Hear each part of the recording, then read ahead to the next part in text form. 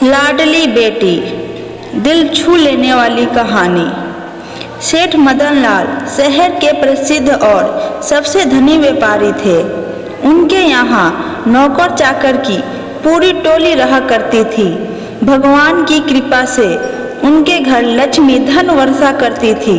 सेठ मदनलाल की एक सुंदर, सुशील और शिक्षित बेटी थी जिसका नाम कल्पना था।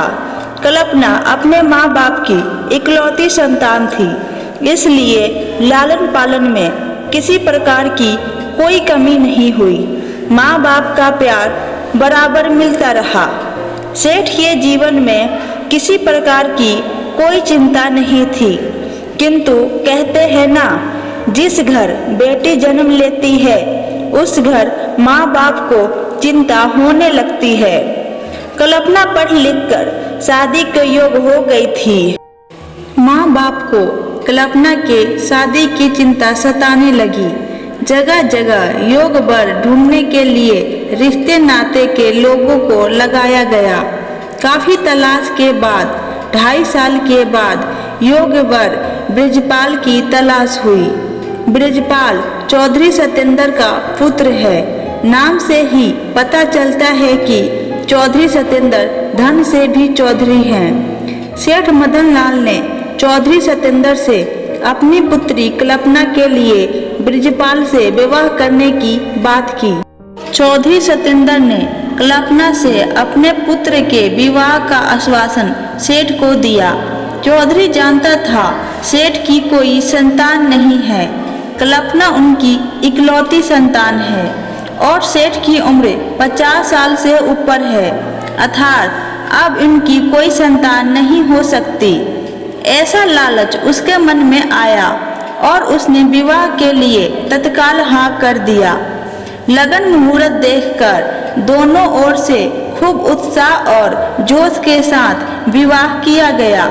सेठ मदनलाल की इकलौती बेटी का विवाह था, इसलिए सेठ धन का लोभ नहीं कर रहे थे।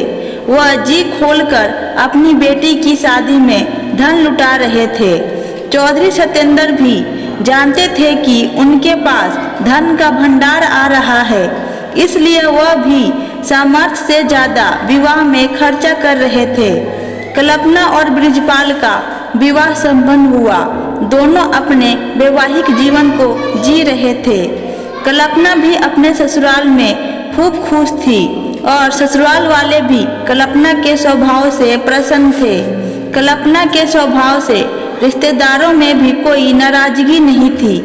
सभी कल्पना के स्वभाव की तारीफ करते रहते। कुछ समय विवाह के बीते होंगे। सेठ मदनलाल के घर एक पुत्र का जन्म हुआ, अर्थात कल्पना को एक भाई मिल गया जिसे वह राखी बांध सकती थी और उसको अपना भाई बोल सकती थी। सेठ के घर खुशियों की झड़ी लग गई।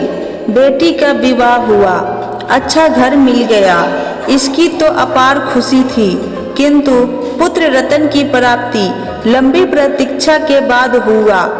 यह खुशी को दोगुना करने वाली थी।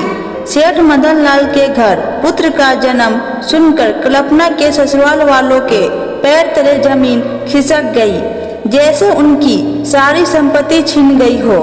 उन्होंने शादी इस लालच में की थी कि वह मदनलाल के सारे संपत्ति को एक दिन प्राप्त कर लेंगे, किंतु बेटे के जन्म के बाद यह मुश्किल हो गया था।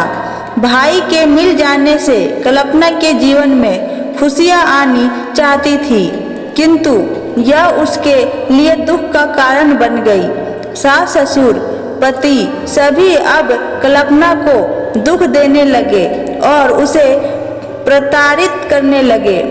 दहेज और धन के लालच में कल्पना को मारते पीटते और दिन दिन भर भूखा रखते, किंतु कल्पना की आदर्श इतने ऊंचे थे, उसने अपने माता पिता को इस यातना और कष्ट के बारे में भय तक नहीं लगने दी।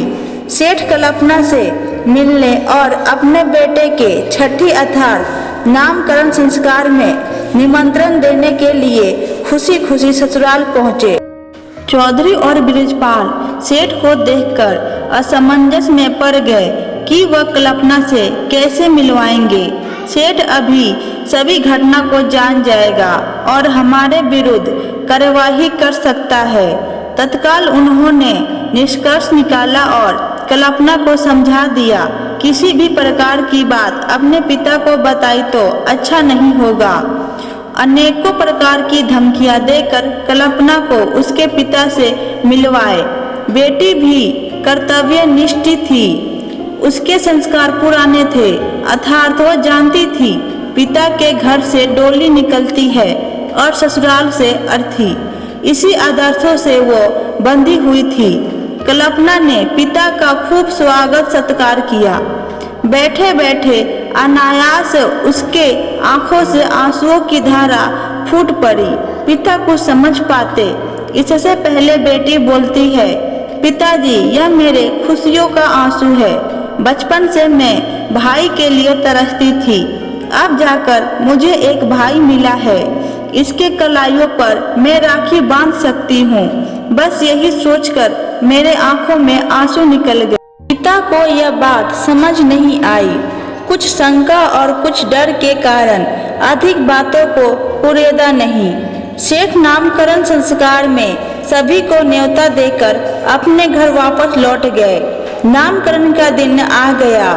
चौधरी सत्येंद्र और बृजपाल दोनों को भी सेठ के यहाँ जाना था, किंतु उन्होंने वहाँ जाना स्वीकार नहीं किया और कल्पना को डरा धमकाकर वहाँ भेजने की साजिश करते हैं। दोनों के मानवीय मूल्य इतने गिर गए कि उन्होंने एक नवजात शिशु की हत्या करने का भी षड्यंत्र रच दिया। उस षड्यंत्र को पूरा करने के लिए किसी और का नहीं बल्कि कल्पना का ही प्रयोग करना चाहते थे। बृजपाल कल्पना की पिटाई करते हुए कहता है, या तो तू सदा सदा के लिए अपने मायके चली जा या अपने भाई का गला दबाकर हत्या कर दे, जिसके बाद उसकी सारी संपत्ति हमारी हो जाएगी। कल्पना ऐसा नहीं कर सकती थी। वह अपने खातिर किसी निर्दोष को सजा नहीं दे सकती थी। अपने ऊपर हजारों यातनाएं सह सकती है, लेकिन किसी और निर्दोष को यातना यह उसके संस्कार में नहीं था। काफी देर सोच विचार कर कल्पना ने एक महत्वपूर्ण निर्णय लिया। कल्पना ने 3 पत्र लिखे। पहला पत्र अपनी माता के नाम, जिससे वह अपने जन्म देने के लिए धन्यवाद कर रही है और सदा उनकी बेटी बनकर जन्म लेना चाहती है, और उनके गोद में खेलती ऐसे भावों को प्रकट कर माफी मांगते हुए उनसे अगले जन्म में मिलने की बात लिखती है। दूसरा पत्र ससुर के नाम लिखती है, जिसे वह पिता के रूप में मानती थी और उनका सेवा भी अपने पिता से कम नहीं की, किंतु उन्होंने अपनी बेटी के रूप में उसे कभी स्वीकार नहीं किया। इसके लिए वह अपने आप को दोषी मानती है और अपने ससुर से माफी भी मांगती है कि अगले जन्म में फिर से एक अच्छी बहू बनकर आपके सामने आऊंगी। तीसरा पत्र अपने पति बृजपाल के नाम लिखती है, जिससे वह पति के रूप में भगवान की प्रतिमूर्ति मानती थी और अपना सर्वस्व निछावर कर उसकी सेवा करती थी, किंतु फिर भी उन्होंने नहीं अपनाया। पति पत्नी का बंधन 7 जन्म के लिए जुड़ा रहता है, इसलिए वह इस जन्म में छोड़कर जा रही है, किंतु अगले जन्म में वह फिर उन्हें पति के रूप में प्राप्त करना चाहती है।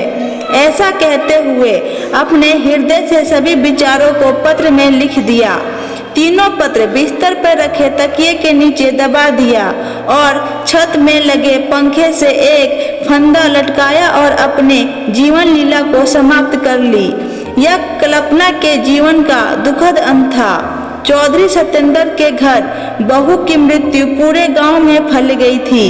सेठ मदन लाल को भी अपनी बेटी के न होने की सूचना मिल गई थी। थाना पुलिस चौधरी बृजपाल और सत्येंद्र के घर मौजूद थी।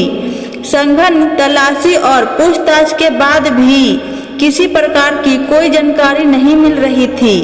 महिला कांस्टेबलों ने कल्पना के शरीर को नीचे उतारा और उसके कपड़े ऊपर करके देखा तो उसके शरीर पे हजारों काले काले दाग थे जो बृजपाल और सत्येंद्र ने पिटाई के दौरान दिए थे। पुलिस को सारा मामला समझ आ गया। चौधरी बृजपाल और सत्येंद्र के हाव भाव भी बदले हुए थे। पिता ने भी बताया कि मैं जब मिलने आया था तो मेरी बेटी रो रही थी, किंतु उसने कुछ बताया नहीं। मुझे शंका है कि बेटी के पति और ससुर ने ही उनकी हत्या की है।